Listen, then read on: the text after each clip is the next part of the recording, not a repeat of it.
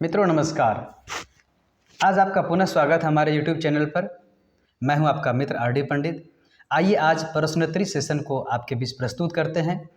इस सेशन में हमारे साथ मौजूद है हमारे आचार्य डॉक्टर राकेश रमन फ्रॉम गोराडीस।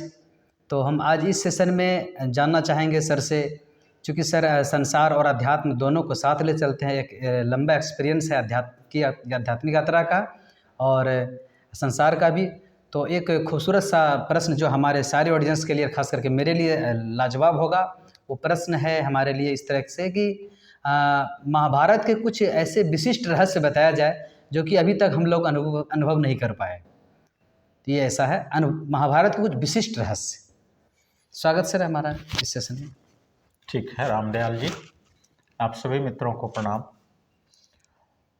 रामदयाल जी का प्रश्न है कि महाभारत तो बहुत लंबी गाथा है जी, और इसके कई पर्व हैं और बहुत विस्तार ग्रंथ है हमारे सनातन धर्म का।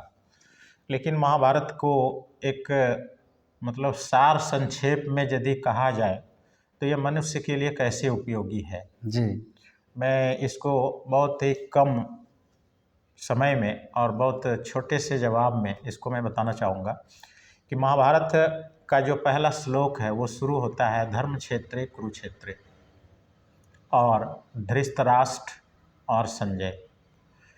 तो कुल मिलाकर के ये चार शब्द आप इस पर ध्यान दें, धर्म क्षेत्र, कुरुक्षेत्र, धृतराष्ट्र, संजय। जी, और फिर जब हम महाभारत के अंदर प्रवेश करते हैं तो दो ही पात्र आते हैं, वो हैं कृष्ण और अर्जुन। तो कुल मिलाकर के महाभारत का जो सार है वो गीता है और गीता का भी जो सार है बस इन्हीं 6 शब्दों में छिपा हुआ है।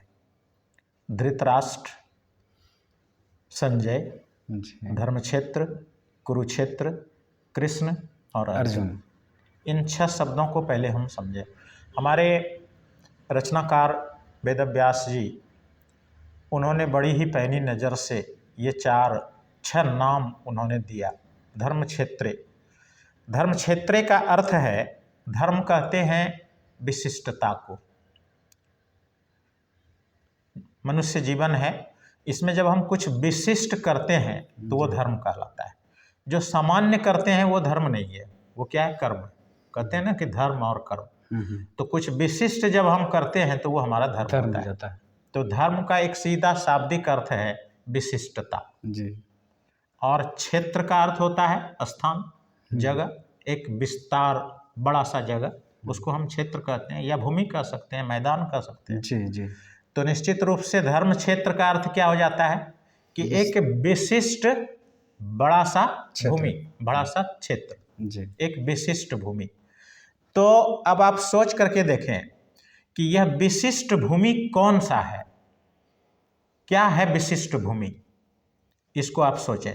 चलिए हम फिर दूसरा शब्द लेते हैं, कुरुक्षेत्र। कुरु का शाब्दिक अर्थ है करना, कुछ करने की कला को कुरु कहते हैं।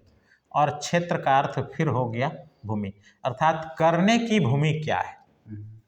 तो इन दो प्रश्नों को, इन दो शब्दों के अर्थ को यदि हम समझना चाहेंगे तो कुरुक्षेत्र का अर्थ हो जाता है कि करने का भूमि, अर्थात करने का क्षेत्र। वो क्या है, करने का क्षेत्र आपको कौन सा मिला है, आप करने के लिए आए हैं तो कौन सा क्षेत्र मिला है, ये पूरा जगत, पूरा संसार आपको करने के लिए। आप इस संसार के किसी भी कोने में कुछ भी करने के लिए जो है बिल्कुल स्वतंत्र है।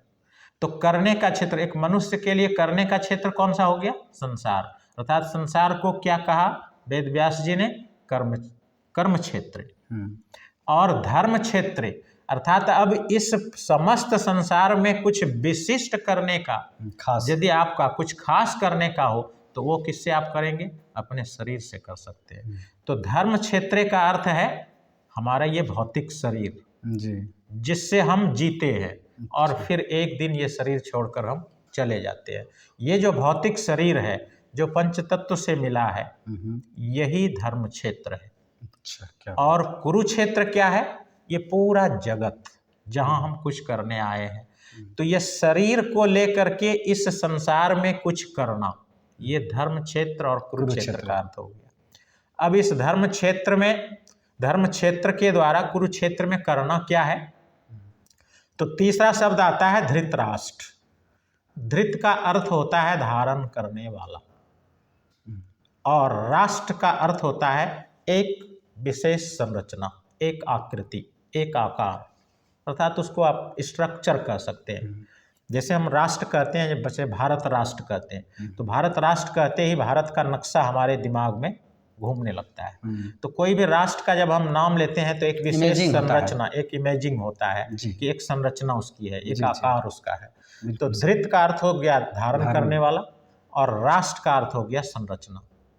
अब आप सोच करके देखिए कि आपके जीवन में किसी चीज को आप जब इमेजिंग करते हैं और उसकी संरचना आपके दिमाग में पहले बनती है, तो वो बनाने वाला कौन है? किसी भी चीज को आप बोलते हैं या अपनी भावना में लाते हैं और उसका एक चित्र आपके अंदर बन जाता है, तो ये कौन चित्र को जो है फ्लेक्स करने वाला है? वो है हमारा मन जी। इसलिए धृतराष्ट्र का अर्थ है ये जो हमारे पास मन है। और आप ये भी आप जान लीजिए कि मन इतनी बड़ी शक्ति है कि इससे बड़ी शक्ति इस संसार में दूसरा कोई नहीं है। क्या बात सही है।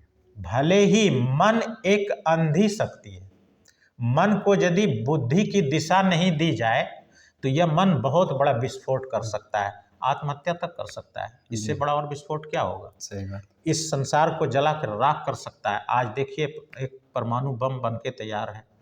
जिस दिन उस परमाणु बम के मालिक को मन हो जाएगा, उसका मन जिस दिन कह देगा, उस दिन वो परमाणु बम छोड़ेगा और लाखों करोड़ों लोग एक दिन में मारे जाएंगे।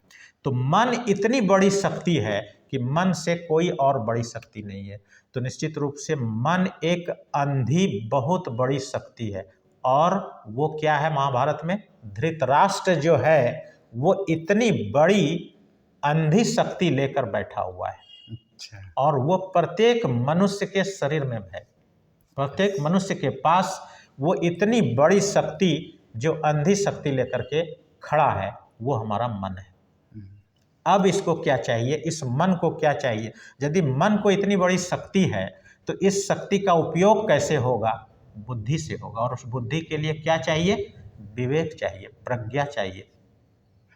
और उस विवेक के लिए क्या चाहिए? वही धृतराष्ट्र को संजय बता रहा है। संजय का अर्थ ही होता है विवेक, अर्थात एक बुद्धि से भरा हुआ मन, एक दिशा में, ऐसा मन जिसको कोई दिशा मिल जाए, वो बुद्धि कहलाती है। उसी को संजय कहा गया है। तो ये धृतराष्ट्र का अर्थ है हमारी ये बृहत शक्ति अर्थात मन, और जो कि अंधी है। और उस अंधी शक्ति को एक आँख चाहिए, विवेक की आँख चाहिए, वो संजय दे रहा है।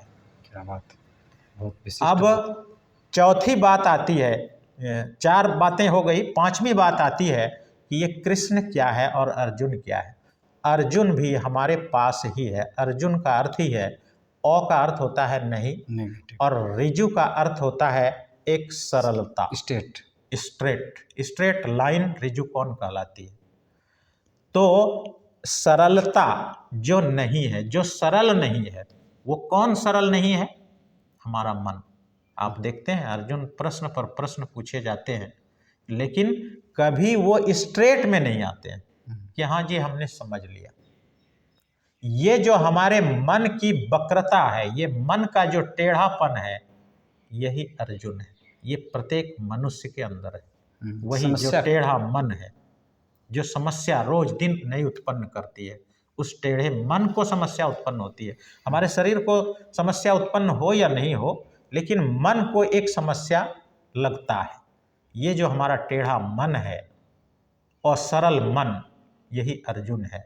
और कृष्ण क्या है कि उस टेढ़े मन को पूर्ण समाधान में ले जाना, पूरी तरह से उस मन के समस्या को निदान कर देना, यही शब्द कृष्ण है। तो कहा जाए यदि कुल मिलाकर के, तो महाभारत का सार यही है कि एक मनुष्य का शरीर इस पूरे जगत में कुछ करने के लिए आया है। और क्या करने के लिए? विशिष्ट करने के लिए आया है। यही है धर्म क्षेत्र और कुरुक्षेत्र। और क्या करना है, क्या लेके करना है? तो इस शक्ति से भरा हुआ मन, इसको चाहिए विवेक, अर्थात इस टेढ़े मन को समाधान चाहिए, या इस शक्ति से भरे इतनी बड़ी अंधी शक्ति को विवेक की आंख चाहिए। और यही महाभारत के अंदर प्रत्येक मनुष्य पा सकता है, चाहे वो किसी धर्म, जाति, संप्रदाय और देश काल के हों।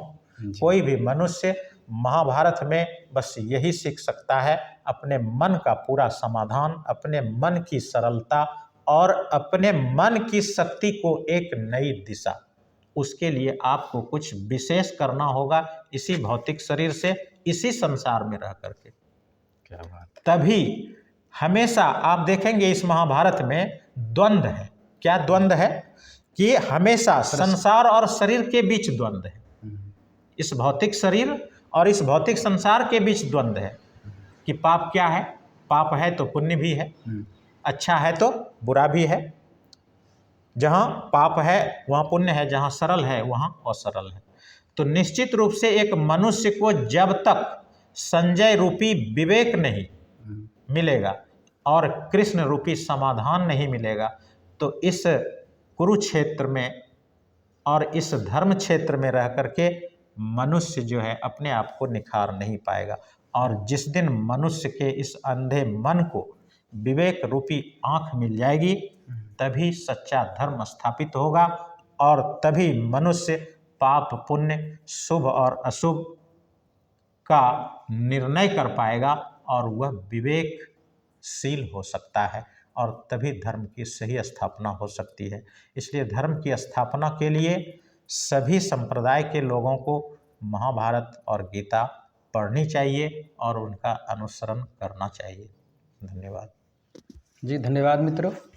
और इस सेशन में सर का आभार हमारे पूरी ऑडियंस की ओर से, और आपके हमारे इस चैनल पर आने का बहुत बहुत धन्यवाद, बहुत बहुत आभार।